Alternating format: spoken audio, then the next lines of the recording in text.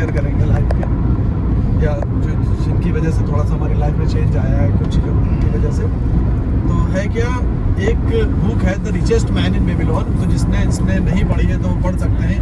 Finance और investment और saving को लेके है वो बुक, और उस बुक में के कुछ कॉन्सेप्ट हमने अपनी ज़िंदगी में अप्लाई करे, जिससे बहुत ज़्यादा जो है फ़र्क आया लाइफ में, मतलब लिटरली ग्राउंड लेवल पे फ़र्क दिखने लगा। तो उसकी एक छोटा सा स्टोरी उसमें दी हुई है, उसके बारे में शेयर बताते हैं आप लोगों को।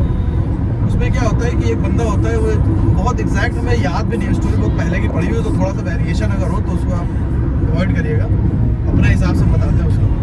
तो एक बंदा होता है, वो जॉब कर रहा होता है एक जगह, तो उसको भी पैसा कमाना था, अमीर बनना था, मोस्टली सबको ही बनना होता है, पैसा कमाना होता है।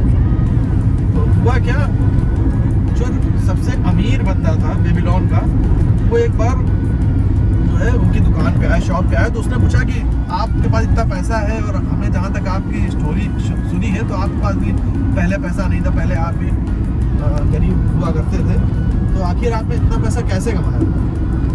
तो कहने लगा कि हमने जो है एक फंडा अपनाया लाइफ में, उसकी वजह से हमने पैसा मेरी ज़िंदगी में आया, अच्छा पैसा। तो कहने लगा आप हमको भी बताइए क्या आपने ऐसा फंडा जो है अपनाया?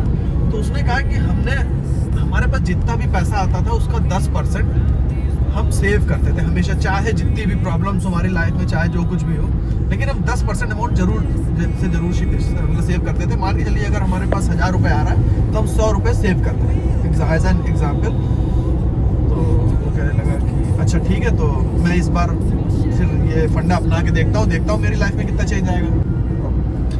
तो उसने ये फंडा अपनाया अपनी लाइफ में, और उसके एग्जैक्ट 1 साल बाद वो बंदा फिर से लौट के आया उसी शॉप। तो उसको वो फिर से मिला, वो तो उसने पूछा, कहने लगा कि तुमने जो मैंने बताया था फंडा अपनाने को कि 10% ऑफ इनकम सेव करके रखो, तो वो अपनाया? तो कहता हाँ मैंने अपनाया। तो कहता ठीक है, उसके बाद क्या कुछ असर आया? कहने लगा हाँ बहुत अच्छा खासा पैसा इन्वेस्ट हो गया, सेव हो गया।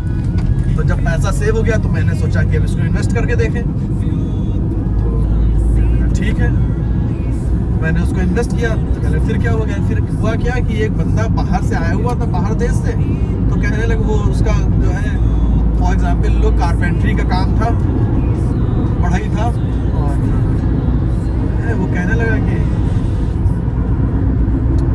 हम बाहर जाते हैं, बाहर बहुत सारे जो है जेवर और हीरे मोती और ये सब वहाँ से खरीद के यहाँ ले आएंगे, यहाँ हम लोग बेचा जाए। उसके साथ पैसा इन्वेस्ट कर लिया। जब उसके साथ पैसा इन्वेस्ट किया तो जब महीने 2 महीने 3 महीने बाद वो लौट के आया तो उसने बताया कि सब नुकसान हो गया, सब हमने ऐसे ऐसे किया। उसने जेन्युइन रीज़न बताया, उसने चीटिंग नहीं करी, उसने बताया नुकसान हो गया। तो फिर हमारे जितना, तो उसने बोला हमने जितना भी पैसा सेव किया था तो उसका सारा बर्बाद हो गया। तो कहने लगा अच्छा। तो कहने लगा अब दूसरी सलाह सुनो, कभी भी अगर किसी से सलाह लेनी हो तो हमेशा उस फील्ड के एक्सपर्ट के पास जाओ। अगर तुम्हें ज्वेलरी का काम करना था, तुम्हें तो कारपेंटर के साथ क्यों किया? तुम्हें ज्वेलर किसी ऐसे बंदे के पास जाना चाहिए था जो इस फील्ड में खेल रहा हो, रुपया पैसा कमा रहा हो, नाम कमा रहा हो।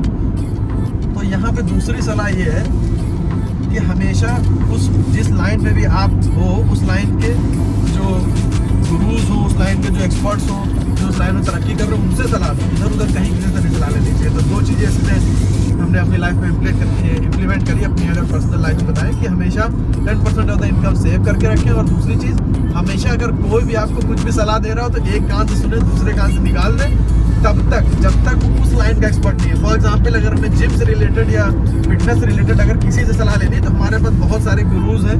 यूट्यूब गुरु की बात नहीं कर रहे, बहुत सारे गुरुज हैं, उनसे हम सलाह ले सकते हैं। हमें कोई ज़रूरत नहीं है जो दूसरी लाइन का बंदा हो वो जो है आके सजेस्ट करे, सलाह दे इन रिलेशन टू फिटनेस। तो गाइस ये चीज़ें अपनी लाइफ में भी आप इम्प्लीमेंट करिए, और अगर इम्प्लीमेंट करेंगे तो मेरी गारंटी है कि आपको ड्रास्टिक, मतलब छोटा मोटा चेंज नहीं मिलेगा, बहुत ड्रास्टिक चेंज मिलेगा। ठीक है गाइस, बहुत लंबा हो रहा है, फिर आगे दूसरा